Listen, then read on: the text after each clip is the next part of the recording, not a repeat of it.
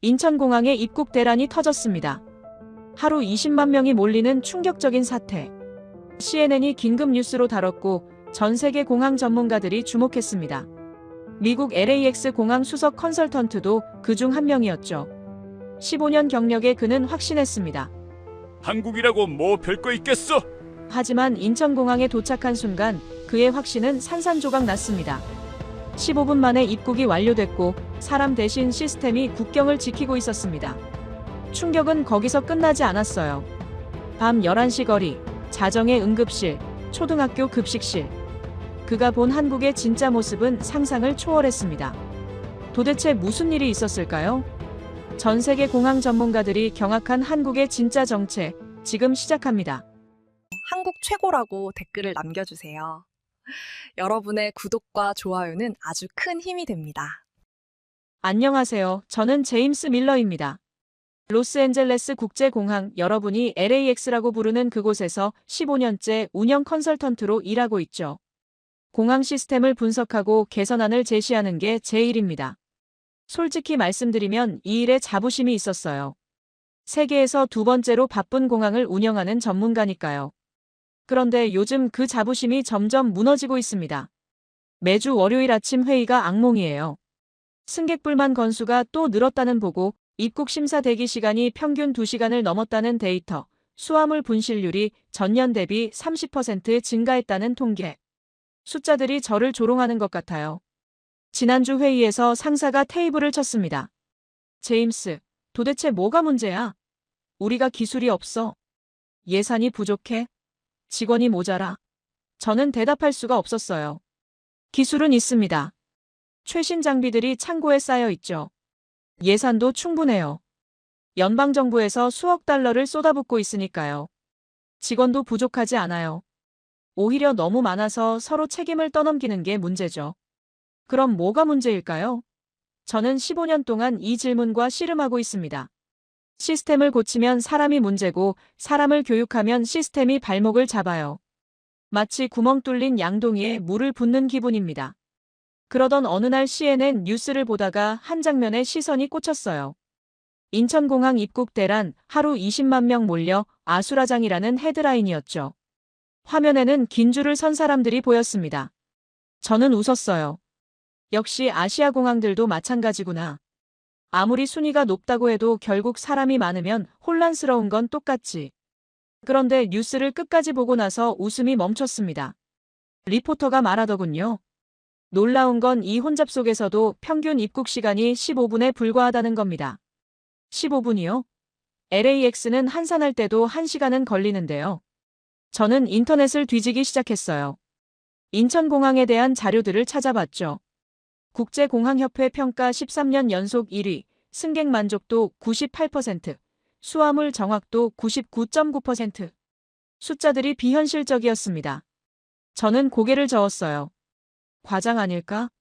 아시아 국가들은 통계를 좋게 만드는데 능하잖아요. 다음 날 상사가 저를 불렀습니다. 제임스, 한국 가봐. 인천공항 벤치마킹 좀 해와. 직접 가서 확인하고 보고서 써. 저는 내심 반가웠어요. 출장도 다녀오고 보고서 한 장 쓰면 되잖아요. 어차피 거기도 우리랑 비슷한 문제를 겪고 있을 겁니다. 다만 숨기는 게 잘할 뿐이겠죠. 비행기 표를 예약하면서 생각했어요. 뭘 볼 수 있을까? 아마 깔끔한 외관, 친절한 직원들, 최신 시설.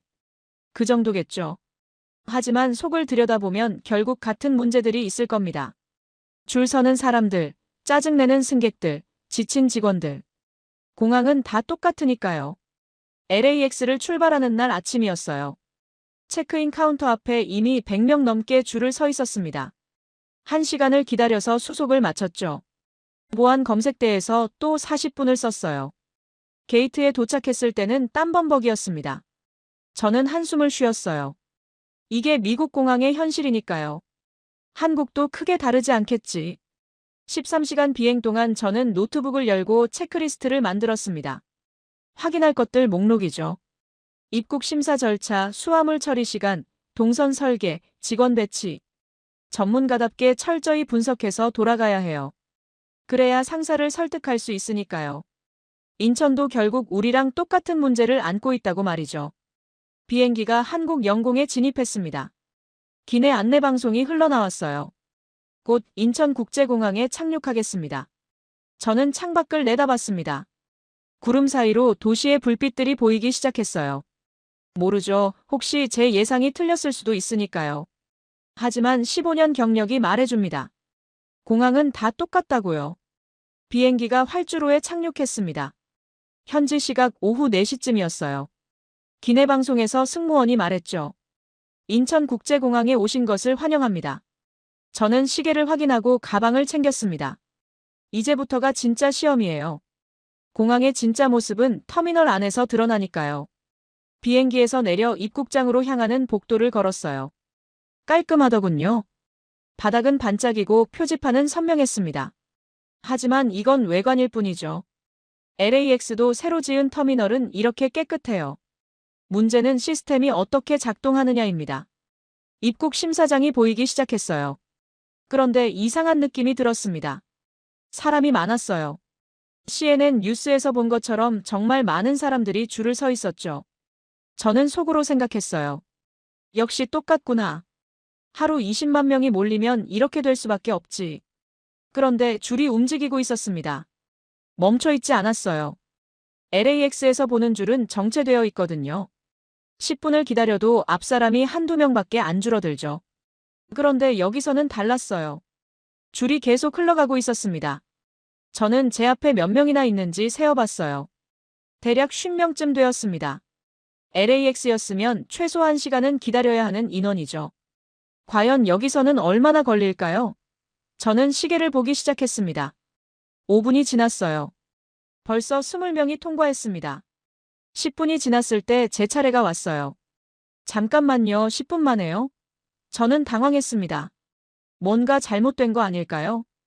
입국 심사대 앞에 섰는데 사람이 없었어요. 심사관이 안 보였습니다. 대신 기계가 있었죠.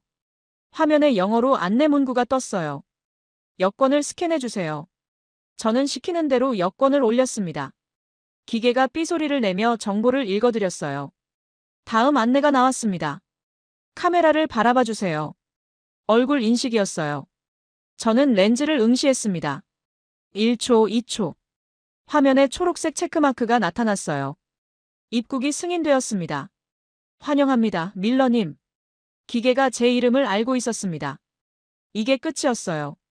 심사관과 한마디도 나누지 않았습니다. 질문도 없었고 서류 확인도 없었어요. 그냥 30초 만에 통과했습니다. 저는 멍하니 서 있었죠. 이게 맞나요? 뒤에서 누군가 기침 소리를 냈어요. 저는 정신을 차리고 앞으로 걸어갔습니다. 세관 검사장으로 가는 복도였어요. 그런데 복도에서 뭔가가 다가오고 있었습니다. 처음에는 뭔지 몰랐어요. 천천히 움직이는 하얀 물체. 가까이 오니까 로봇이었습니다. 안내 로봇이었어요.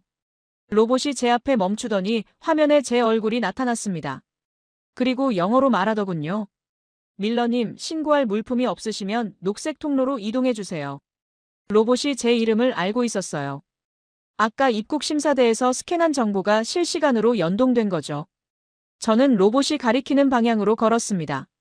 녹색 통로에도 사람 대신 기계가 있었어요. 셀프 세관 신고 시스템. 화면을 몇 번 터치하고 가방을 엑스레이에 올렸습니다. 끝이었어요. 누구와도 말할 필요가 없었죠. 수화물을 찾으러 갔어요. 벨트 앞에 도착했을 때 제 캐리어는 이미 돌고 있었습니다. 비행기에서 내린 지 얼마나 됐죠? 저는 시계를 확인했어요. 15분. 정확히 15분이 지났습니다. 저는 그 자리에 멈춰 섰어요. 캐리어를 들고 주위를 둘러봤습니다. 수천 명의 사람들이 동시에 입국하고 있었어요. 그런데 혼란이 없었습니다. 소란도 없었고 충돌도 없었죠. 모든 게 물 흐르듯 진행되고 있었어요. LAX에서는 어땠죠? 비행기에서 내려 입국 심사줄을 서고 1시간을 기다렸습니다. 심사관과 이것저것 대화하고 세관에서 또 기다리고 수화물이 나올 때까지 또 기다렸어요. 총 2시간 넘게 걸렸죠. 그게 정상이었습니다. 그런데 여기서는 15분 만에 끝났어요. 사람과 대화한 건 단 한마디도 없었습니다.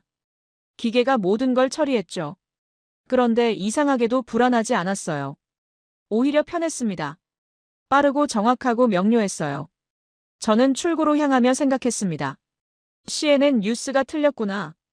입국 대란이 아니었어요. 20만 명이 몰려도 대란이 아니었습니다. 시스템이 그 수를 감당하고 있었거든요. 공항 로비에 나왔어요. 넓은 공간에 사람들이 오가고 있었습니다. 하지만 북적이지 않았어요. 동선이 막히지 않았죠. 저는 한가운데 서서 천장을 올려다봤습니다. 자연광이 쏟아지고 있었어요. 깨끗하고 밝고 조용했습니다. 뭔가 잘못됐어요. 제 예상이 완전히 빗나갔습니다. 여기는 LAX가 아니었어요. 시카고 오헤어도 아니고 뉴욕 JFK도 아니었습니다. 완전히 다른 차원의 공항이었어요. 저는 노트북 가방에서 수첩을 꺼냈습니다. 펜을 들고 한 문장을 적었어요. 이건 뭔가 다르다. 무엇이 다른지는 아직 모르겠습니다. 하지만 확실한 건 하나 있었어요. 저는 이 나라에 대해 아무것도 모르고 왔구나. 택시를 타고 호텔로 향하며 창밖을 내다봤어요. 도로가 깔끔하고 차들이 질서정연하게 달리고 있었습니다. 저는 생각했죠. 공항만 특별한 걸까? 아니면 이 나라 전체가 저렇게 작동하는 걸까? 알아봐야겠어요. 그게 제가 여기 온 이유니까요. 호텔에 도착한 건 오후 5시쯤이었어요. 체크인을 마치고 방에 짐을 풀었습니다. 샤워를 하고 옷을 갈아입으려는데 발걸음이 멈췄어요. 아니야, 지금은 쉴 때가 아니야. 저는 노트북과 카메라를 챙겨 다시 밖으로 나갔습니다. 공항으로 돌아가야 해요. 택시 기사에게 말했죠. 인천공항으로 가주세요. 기사가 고개를 갸우뚱했어요. 방금 공항에서 오신 거 아니에요? 맞습니다. 하지만 다시 가야 해요. 일 때문에요. 기사는 더 이상 묻지 않고 차를 출발시켰습니다. 공항으로 가는 고속도로는 막히지 않았어요. 차들이 빠르게 달리고 있었죠. 저는 창밖을 보며 생각했습니다. 지금이 저녁 러시아워인데 도로가 이렇게 원활할 수 있나요? LA였으면 완전히 막혔을 시간입니다. 공항에 도착했을 때는 오후 6시 반쯤이었어요. 제가 떠난 지 불과 2시간 만입니다. 하지만 이번에는 관광객이 아니라 조사관으로 온 거죠. 저는 터미널 3층 관람구역으로 올라갔습니다. 거기서 입국장 전체가 내려다 보였어요. 그리고 저는 입을 다물 수가 없었습니다. 사람들이 끊임없이 쏟아져 들어오고 있었거든요. 한 비행기에서 300명, 또 다른 비행기에서 250명, 계속해서 사람들이 밀려들었어요. 저는 수첩을 꺼내 숫자를 적기 시작했습니다. 오후 6시 30분부터 7시까지 30분 동안 제가 센 인원은 약 2,500명이었어요. 단순 계산하면 1시간에 5,000명입니다. 하루로 환산하면 12만 명. 그런데 뉴스에서는 하루 20만 명이라고 했죠. 지금은 피크타임도 아닌데 이 정도라면 정말 20만 명이 맞을 것 같았어요. LAX도 바쁜 공항입니다. 하지만 하루 최대 처리 인원이 15만 명 정도예요.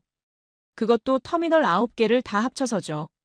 그런데 인천은 터미널 2개로 20만 명을 처리한다고요?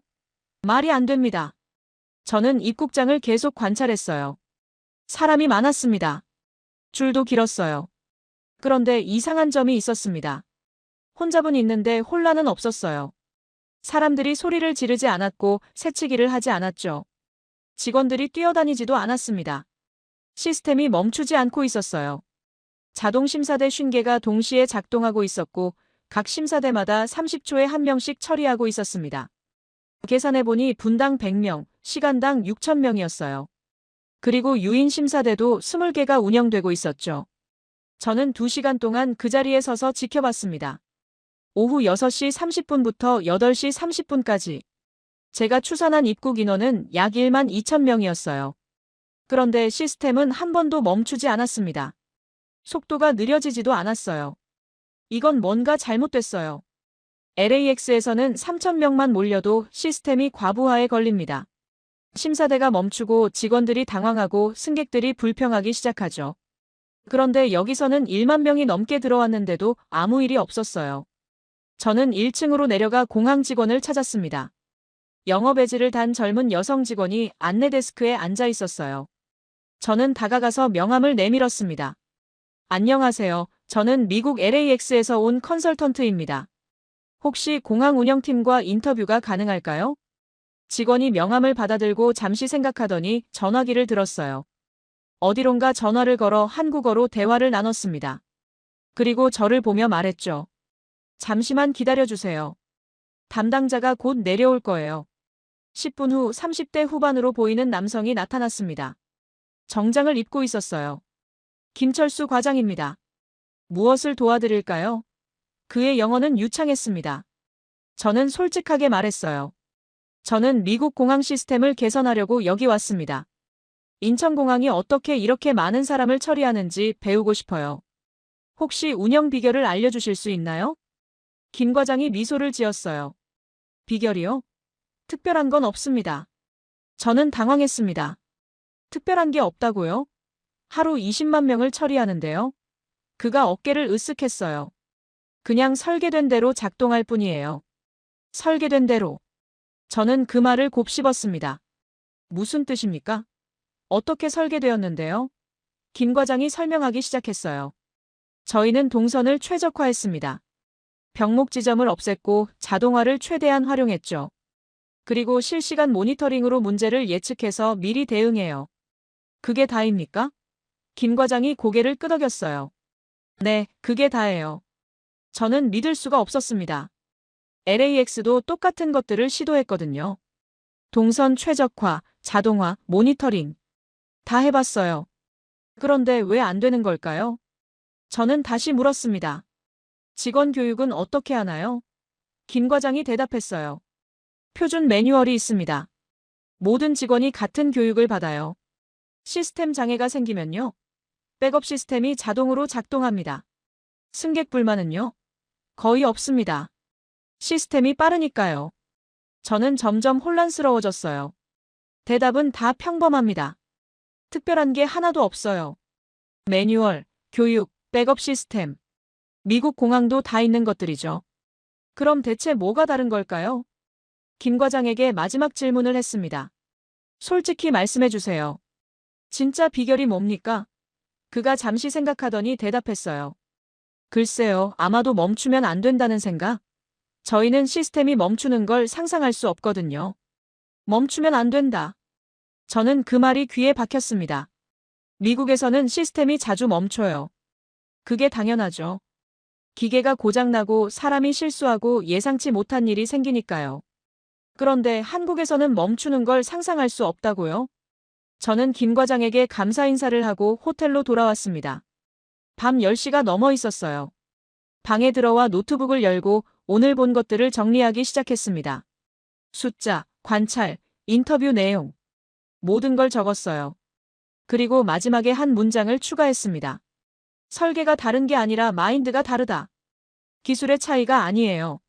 생각의 차이였습니다. 미국은 멈출 수 있다고 생각해요. 한국은 멈추면 안 된다고 생각하죠. 그게 모든 차이를 만들어내는 걸까요? 저는 창밖을 내다봤어요. 서울의 밤하늘에 불빛들이 반짝이고 있었습니다. 아직 답을 찾지 못했어요. 하지만 확실한 건 하나 있었습니다. 이 나라에는 뭔가 특별한 게 있다. 그리고 저는 그게 뭔지 알아내야 해요. 호텔방에서 노트북을 닫았을 때 시계는 밤 11시를 가리키고 있었어요. 피곤했습니다. 13시간 비행의 공항 조사까지. 쉬어야 마땅했죠. 그런데 잠이 오지 않았어요. 머릿속이 복잡했습니다. 창밖을 내다봤어요. 호텔 아래로 거리가 보였는데 불이 꺼지지 않았습니다.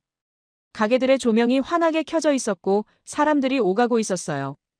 밤 11시가 넘은 시각인데 마치 저녁 7시 같은 풍경이었죠. LA였으면 어땠을까요? 밤 11시면 대부분의 상점이 문을 닫아요. 거리는 텅 비고 혼자 걷기가 무서워집니다. 특히 처음 가는 도시에서는 절대 밤에 돌아다니지 않는 게 상식이죠. 그런데 서울은 달랐습니다. 저는 결심했어요. 나가보자. 밤에 서울이 어떤 모습인지 직접 확인하고 싶었습니다. 공항만 특별한 건지 아니면 도시 전체가 그런 건지 알아야 했어요. 옷을 입고 호텔 밖으로 나갔습니다. 골목길로 들어섰어요. 좁은 길이었는데 가게들이 불을 켜고 있었습니다. 편의점, 치킨집, 카페. 손님들이 앉아서 음식을 먹고 있었어요. 저는 편의점에 들어가 봤습니다. 점원이 계산대에 앉아 있었고 선반에는 물건들이 가득했어요. 24시간 영업합니까? 제가 영어로 물었어요. 점원이 고개를 끄덕였습니다. 네, 24시간이요. 저는 놀랐어요. LA에도 24시간 편의점이 있긴 합니다. 하지만 특정 지역에만 있고 대부분 위험한 동네에 있죠. 그런데 여기서는 평범한 주택가 골목에 24시간 가게가 있었어요. 계속 걸었습니다. 지하철역 입구가 보였어요. 저는 계단을 내려가 봤습니다. 역사 안이 환하게 밝혀져 있었고 사람들이 플랫폼에서 전철을 기다리고 있었어요. 안내 화면을 봤더니 다음 열차가 3분 후에 도착한다고 표시되어 있었습니다. 밤 11시 반인데도 지하철이 다닌다고요? LA 지하철은 밤 10시면 끝나요. 뉴욕은 24시간 운행하지만 밤에는 위험해서 타지 않죠. 그런데 서울에서는 여성들이 혼자 플랫폼에 서 있었습니다. 불안해 보이지 않았어요.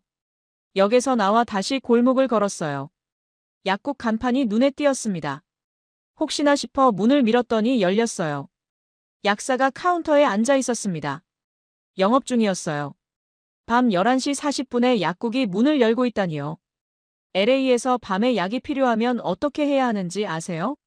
응급실에 가야 합니다. 24시간 약국은 도심에 한두 곳밖에 없거든요. 택시 타고 30분을 가야 하죠. 그런데 서울에서는 골목길을 걷다가 약국에 들어가면 됩니다. 저는 점점 이상한 기분이 들었어요. 이 도시는 잠을 자지 않는 건가요? 그때였습니다. 골목 모퉁이에서 소란이 들렸어요. 저는 본능적으로 긴장했습니다. LA에서 밤에 소란이 들리면 피하는 게 상책이거든요. 하지만 발걸음을 멈추고 봤어요. 한 남자가 바닥에 쓰러져 있었습니다. 양복 차림의 중년 남성이었어요. 술에 취해 의식을 잃은 것 같았죠. 그 주위로 사람들이 모여들고 있었습니다. LA였으면 어땠을까요? 사람들은 쓰러진 사람을 피해 돌아갔을 거예요. 관여하지 않는 게 안전하니까요. 그런데 서울 사람들은 달랐습니다. 한 젊은 여성이 쓰러진 남자 옆에 무릎을 꿇더니 상태를 살폈어요. 다른 남성이 전화기를 꺼내 어디론가 전화를 걸었습니다. 또 다른 사람은 근처 편의점으로 달려가 물을 사왔어요. 누가 시킨 것도 아닌데 각자 역할을 나눠서 움직이고 있었습니다. 저는 멀찍이 서서 지켜봤어요. 괜찮으세요? 젊은 여성이 남자의 어깨를 흔들었습니다. 남자가 신음소리를 내며 눈을 떴어요. 전화를 걸던 남성이 말했습니다. 119에 신고했어요. 곧 올 거예요. 저는 시계를 확인했습니다. 과연 얼마나 빨리 올까요? 7분이었어요. 정확히 7분 후에 구급차가 골목 입구에 도착했습니다. 사이렌 소리가 울리고 구급대원 2명이 뛰어왔어요. 그들은 신속하게 남자의 상태를 확인하고 들것에 실었습니다. 그런데 한 구급대원이 저를 봤어요. 제가 외국인이라는 걸 알아본 거죠. 그가 저에게 다가와 영어로 말했습니다. 괜찮으세요? 다친 데 없으시죠? 저요? 저는 그냥 지나가다가 본 건데요. 아, 그러시군요. 걱정하지 마세요. 상황은 통제됐습니다. 그의 영어가 완벽했어요. 구급대원이 밤 11시 반 골목길에서 외국인에게 영어로 안심시키고 있었습니다. 구급차가 떠난 후 저는 망설였어요. 호텔로 돌아가야 하는데 발이 떨어지지 않았습니다. 방금 본 장면이 머릿속을 맴돌았거든요. 저는 순간적으로 결심했습니다. 병원까지 따라가 보자. 택시를 잡아타고 구급차가 향한 방향을 따라갔어요. 병원에 도착한 건 자정이 조금 넘은 시각이었습니다. 응급실 입구에 구급차가 서 있었고 아까 그 남자가 들것에 실려 안으로 들어가는 중이었어요. 저는 슬쩍 따라 들어갔습니다. 응급실은 제 예상과 완전히 달랐어요. LA 응급실이 어떤지 아십니까? 전쟁터예요. 복도에 환자들이 누워있고 가족들이 울부짖고 간호사들이 뛰어다니죠. 대기 시간은 기본 4시간입니다. 그런데 서울병원 응급실은 조용했어요. 환자도 있었고 의료진도 있었지만 소란이 없었습니다. 질서정연했어요. 접수대 앞에 줄이 있었는데 3명밖에 없었습니다. 저는 구석에 서서 상황을 지켜봤어요. 한 간호사가 저를 발견했습니다. 혹시 환자 보호자분이세요? 아니요, 저는 그냥 길에서 그분이 쓰러지는 걸 봐서요. 간호사가 고개를 끄덕였어요. 아, 그러시군요. 환자분 상태가 궁금하시면 잠시 기다려주세요. 저는 대기실에 앉았습니다. 그리고 시계를 보기 시작했어요. LA 응급실에서는 접수 후 첫 진료까지 평균 2시간이 걸립니다. 과연 한국은 어떨까요? 5분이 지났어요. 아까 그 남자가 휠체어에 앉아 이동하고 있었습니다. 10분이 지났을 때 남자가 CT 촬영실로 들어가는 게 보였어요. 15분이 지나자 MRI실로 들어갔습니다. 17분. 정확히 17분 후에 남자가 모든 검사를 마치고 나왔어요. 저는 멍하니 그 광경을 바라봤습니다. 접수부터 CT, MRI까지 17분. LA였으면 접수도 못 끝냈을 시간에 모든 검사가 완료된 겁니다. 이게 말이 됩니까? 한 의사가 제 쪽으로 걸어왔어요. 흰 가운을 입은 30대 후반 남성이었습니다. 혹시 아까 그 환자분 발견하신 분이세요? 그가 영어로 물었어요. 네, 맞습니다. 저는 미국에서 온 제임스 밀러라고 합니다. 의사가 태블릿 화면을 보여줬어요. 검사 결과 특별한 이상은 없었어요. 급성 알코올 중독이었는데 지금은 안정됐습니다. 내일 아침이면 퇴원하실 수 있을 거예요. 17분 만에 이 모든 걸 확인하신 건가요? 제가 물었습니다. 의사가 웃었어요. 응급실이니까요. 최대한 빨리 판단해야 하거든요. 저는 병원 밖으로 나왔습니다. 새벽 1시가 넘어 있었어요. 차가운 공기가 얼굴을 스쳤습니다. 저는 수첩을 꺼내 한 문장을 적었어요. 공항만 특별한 게 아니다. 이 나라 전체가 이렇게 작동한다. 다음 날 아침 저는 일찍 일어났어요. 어젯밤 병원에서 본 것들이 머릿속을 떠나지 않았습니다. 공항, 거리, 병원. 모든 곳이 같은 방식으로 작동하고 있었어요. 빠르고 효율적이고 멈추지 않았죠. 호텔 근처를 산책하기로 했습니다. 오전 10시쯤 밖으로 나왔어요. 주택가 골목을 걷다가 학교 하나를 발견했습니다. 담장 너머로 운동장이 보였고 3층짜리 건물이 있었어요. 초등학교였습니다. 마침 점심시간이 가까웠는지 종소리가 울렸어요. 저는 무심코 발걸음을 멈추고 담장 옆에 섰습니다. 미국에서 학교 점심시간이 어떤지 아십니까? 제 조카가 LA 공립학교에 다니거든요. 가끔 학교에 면담하러 가면 전쟁터를 봅니다. 급식실로 향하는 복도에서 아이들이 뛰어다녀요. 서로 밀치고 소리 지르고 넘어지고. 선생님들이 호루라기를 불며 질서를 잡으려 하지만 소용없습니다. 급식실 안은 더 심해요. 매일 한두 명은 다쳐서 양호실에 가죠. 담장 너머로 아이들이 건물에서 나오기 시작했어요. 수백 명의 아이들이 동시에 움직이고 있었습니다. 그런데 소리가 없었어요. 뛰지 않았습니다. 고함을 지르지도 않았어요. 조용히 차분하게 이동하고 있었죠. 저는 눈을 의심했어요. 분명 초등학생들이잖아요. 7살에서 12살의 아이들. 세상에서 가장 통제하기 어려운 존재들. 그런데 저 아이들은 왜 저렇게 질서정연하게 움직이는 겁니까? 학교 정문이 열려 있었어요. 경비원이 한 명 서 있길래 다가갔습니다. 실례합니다. 저는 미국에서 온 공항 컨설턴트인데요. 혹시 잠깐 학교 안을 둘러봐도 될까요? 제 명함을 건넸어요. 경비원이 저를 위아래로 훑어봤습니다. 잠시만요. 교감 선생님한테 여쭤볼게요. 몇 분 후 40대 후반의 여성이 나왔어요. 김현정 교감입니다. 어떤 일로 오셨어요? 그녀의 영어는 유창했습니다. 저는 솔직하게 말했어요. 공항 시스템을 연구하러 한국에 왔는데 우연히 학교를 지나다가 아이들 모습이 인상적이어서요. 김 교감이 미소를 지었어요. 마침 점심시간이네요. 급식실 구경하실래요? 급식실에 들어가는 순간 저는 또 한 번 멈춰 섰습니다.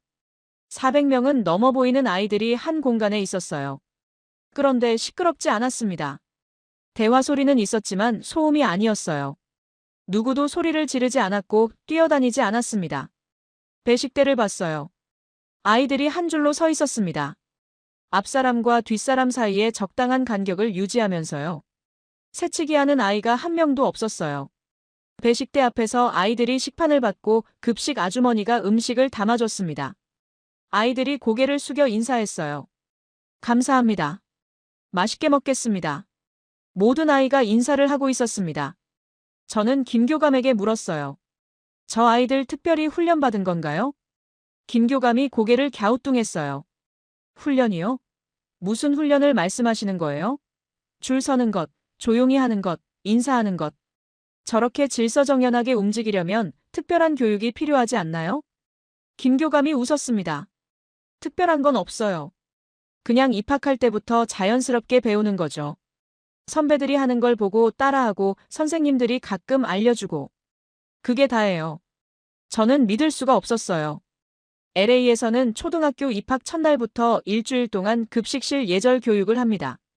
그런데도 안 돼요. 1년이 지나도 아이들은 여전히 뛰어다니고 소리 지르죠. 선생님들이 매일 복도에서 감시하고 그래도 사고가 터져요. 급식실 안을 천천히 걸어 다녔습니다.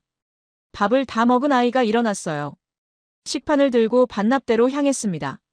잔반을 분리하고 식판을 제자리에 놓고 조용히 나갔어요. 그 뒤를 다른 아이가 따랐습니다. 같은 동작을 반복했죠. 충돌이 없었어요. 수백 명이 동시에 움직이는데 누구도 부딪히지 않았습니다. 마치 각자가 보이지 않는 궤도 위를 달리는 것 같았어요. 서로의 동선을 본능적으로 파악하고 그에 맞춰 속도를 조절하는 것 같았죠. 저는 속으로 생각했어요. 이건 마치 공항 같다. 그렇죠. 어제 인천공항에서 본 것과 똑같았습니다. 수천 명이 동시에 이동하는데 충돌이 없었어요. 동선이 막히지 않았고 흐름이 끊기지 않았죠. 공항과 학교가 같은 원리로 작동하고 있었습니다. 김교감에게 물었어요. 선생님들이 급식실에서 아이들을 감독하나요? 감독이요? 글쎄요. 저기 보시면 선생님 두 분이 계시긴 한데 특별히 감독하는 건 아니에요. 혹시 문제가 생기면 도와주는 정도죠. 선생님 두 명이 급식실 한쪽에 서 있었어요. 하지만 호루라기도 없었고 소리를 지르지도 않았고 아이들 사이를 돌아다니지도 않았습니다. 그냥 서서 지켜보고 있을 뿐이었어요. LA 학교라면 선생님 6명이 있어도 저 정도 질서를 만들지 못해요. 항상 어딘가에서 문제가 터지거든요. 음식 던지기, 의자로 장난치기, 싸움. 선생님들이 이쪽을 잡으면 저쪽에서 터지고 저쪽을 잡으면 또 이쪽에서 터지죠. 저는 김교감에게 마지막 질문을 했어요. 왜 한국 아이들은 이렇게 질서를 잘 지키는 걸까요? 부모님들이 특별히 가르치나요? 김교감이 잠시 생각하더니 대답했습니다. 글쎄요, 특별히 가르친다기보다는요. 그냥 한국 사회가 그렇게 돌아가니까요. 어른들이 줄을 서면 아이들도 줄을 서고 어른들이 조용히 하면 아이들도 조용히 하고. 보고 배우는 거죠. 보고 배운다. 저는 그 말이 뇌리에 박혔습니다. 미국에서는 질서를 규칙으로 강제해요. 이렇게 해라, 저렇게 해라 안 지키면 벌 받는다. 그런데 규칙으로 강제된 질서는 감시가 없으면 무너집니다. 한국에서는 질서가 문화였어요.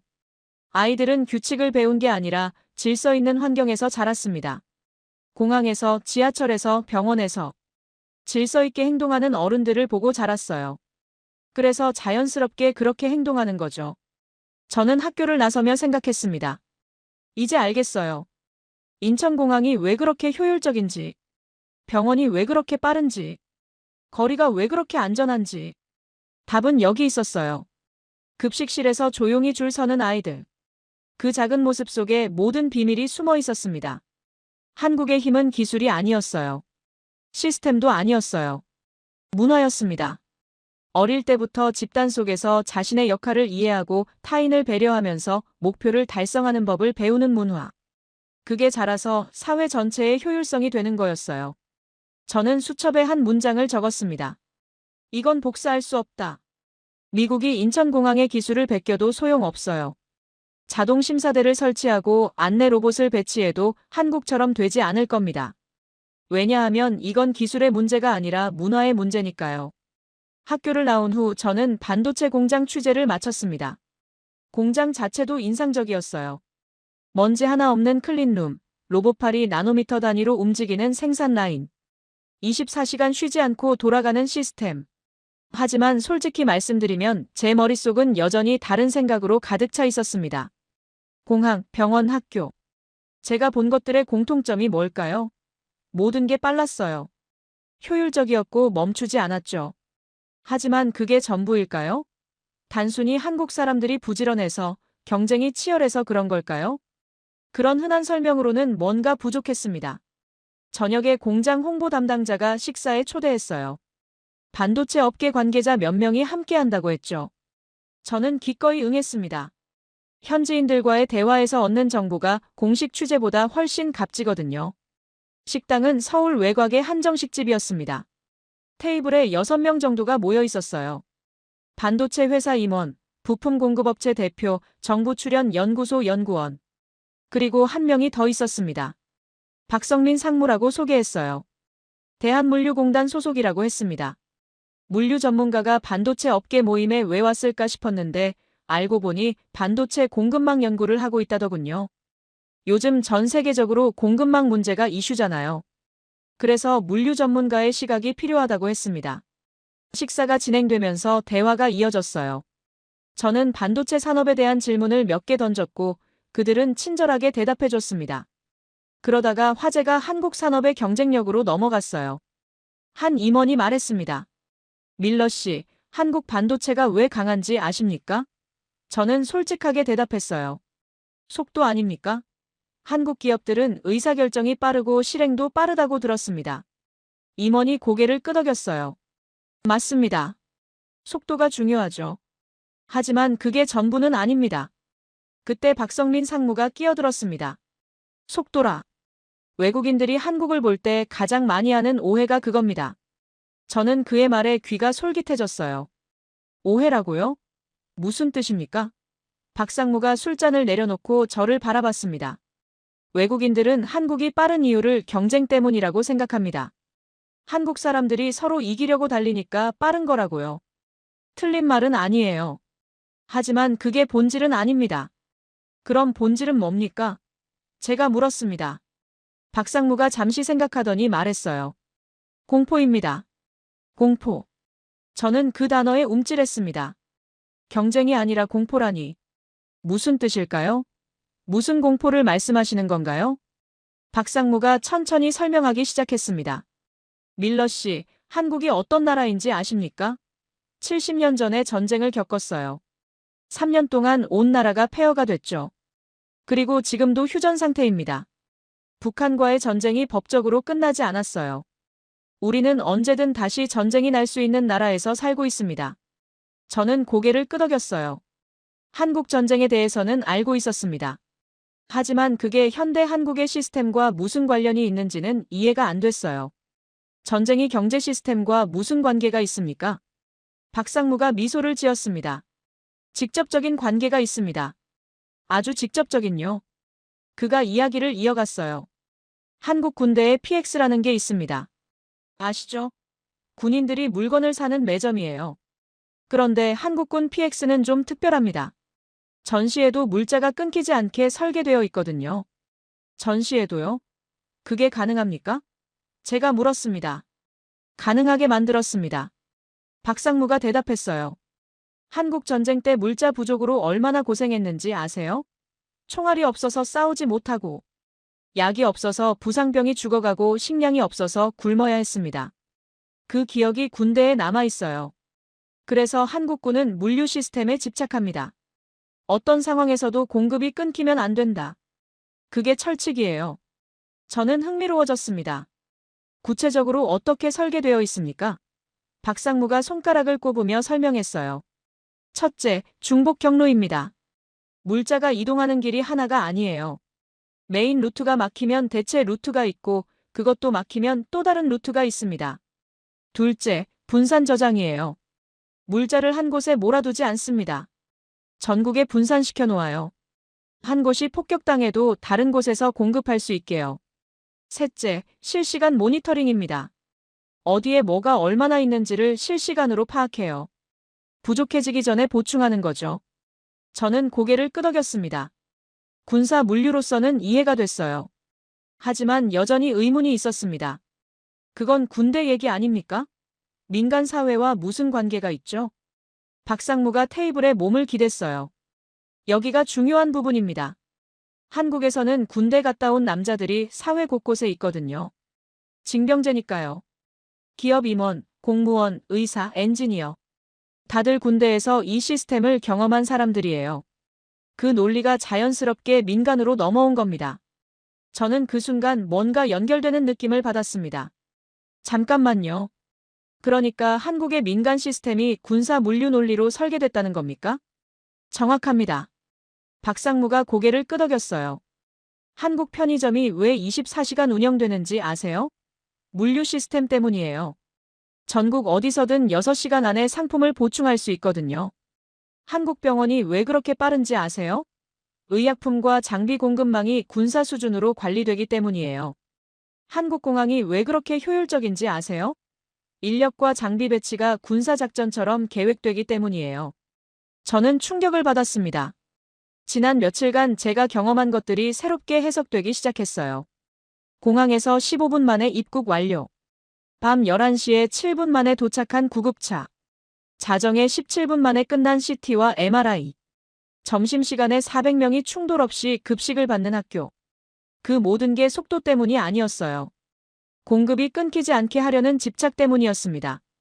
전쟁의 기억이 만든 강박이었죠. 저는 박상무에게 물었어요. 그러니까 한국 사회는 항상 위기를 대비하고 있다는 건가요? 네, 무의식적으로요. 박상무가 대답했습니다.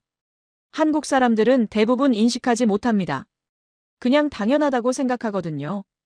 편의점이 24시간 열려 있는 게 당연하고 배달이 1시간 안에 오는 게 당연하고 병원에서 바로 검사받는 게 당연하다고요. 하지만 그게 당연한 나라는 전 세계에 거의 없습니다. 저는 할 말을 잃었습니다. 미국에서 뭔가가 끊기면 어떻게 되는지 아세요? 기다리면 됩니다. 며칠이든 몇 주든. 그게 정상이에요. 배송이 늦어지면 기다리고 병원 예약이 밀리면 기다리고 서비스가 중단되면 기다립니다. 기다림이 삶의 일부예요. 그런데 한국에서는 기다림이 없었습니다. 왜일까요? 빨라서가 아니에요. 끊기지 않게 설계됐기 때문이에요. 박상무가 말을 이었습니다. 재밌는 게 있어요. 한국 물류 시스템을 연구하러 오는 외국 기업들이 많거든요. 아마존, 월마트, DHL. 다들 한국에서 배우려고 합니다. 그런데 대부분 실패해요. 왜요? 제가 물었습니다. 시스템만 복사하려고 하거든요. 창고 자동화, 배송 루트 최적화, 그런 것들. 하지만 그게 본질이 아니에요. 한국 물류의 핵심은 사람들의 마인드셋입니다. 끊기면 안 된다는 강박. 그게 없으면 아무리 좋은 시스템도 소용없어요. 강박. 저는 그 단어를 곱씹었습니다. 미국 사람들에게는 그런 강박이 없어요. 역사적으로 본토가 침략당한 적이 거의 없잖아요. 물자가 끊길 수 있다는 공포를 경험하지 못했습니다. 그래서 느긋해요. 기다리는데 익숙하고 불편을 감수하는데 익숙하죠. 그런데 한국은 달랐어요. 바로 한쪽은 적대국이에요. 역사적으로 수없이 침략당했고 물자가 끊기는 경험을 반복했습니다. 그 공포가 사회 시스템에 스며든 거예요. 저는 수첩을 꺼내 메모했습니다. 이 나라는 속도가 아니라 공급 중단을 두려워한다. 그제야 퍼즐이 맞춰지기 시작했어요. 한국 사람들이 왜 그렇게 일을 빨리 하는지, 왜 조금이라도 지연되면 불안해하는지, 왜 시스템이 멈추는 걸 그토록 싫어하는지. 그건 성격의 문제가 아니었습니다. 역사가 만들어낸 집단 무의식이었어요. 일주일 후 인천공항에서 출국했습니다. 다시 한번 15분 만에 모든 수속이 끝났어요. 자동 심사대, 셀프 세관, 흐름이 끊기지 않는 동선. 이제는 놀랍지 않았습니다. 이게 한국의 정상이니까요. 13시간 비행 끝에 LAX에 도착했어요. 그리고 저는 현실과 마주했습니다. 입국 심사줄에서 2시간을 기다렸어요. 수화물은 50분이 지나서야 나왔고 세관 통과까지 총 3시간이 걸렸습니다. 피곤한 승객들, 부족한 직원, 고장난 엑스레이 기계. 이게 세계 최강국 미국의 관문이었습니다. 저는 그 순간 깨달았어요. 우리는 기술이 부족한 게 아니라 마인드셋이 없다고. 멈춰도 괜찮다고 생각하는 문화. 기다리는 게 당연하다는 체념. 그게 미국과 한국의 진짜 차이였습니다. 사무실에 복귀해서 상사에게 보고서를 제출했어요. 제목은 인천 모델 복사 불가능한 이유였습니다. 핵심 결론은 3가지였어요. 첫째, 이건 시스템이 아니라 문화입니다. 한국의 효율성은 국민 전체의 집단 학습 결과예요. 어릴 때부터 급식실에서, 지하철에서, 거리에서 체득한 질서 감각. 이건 복사할 수 없습니다. 둘째, 70년 전 전쟁 경험에서 비롯된 DNA입니다. 공급이 끊기는 것에 대한 공포. 그게 군대 물류 시스템을 만들었고 민간으로 확장됐어요. 멈추면 안 된다는 강박. 이건 가르칠 수 없습니다. 셋째, 대비하기 때문에 불안하지 않은 나라입니다. 미국은 대비하지 않아서 위기 때마다 혼란에 빠져요.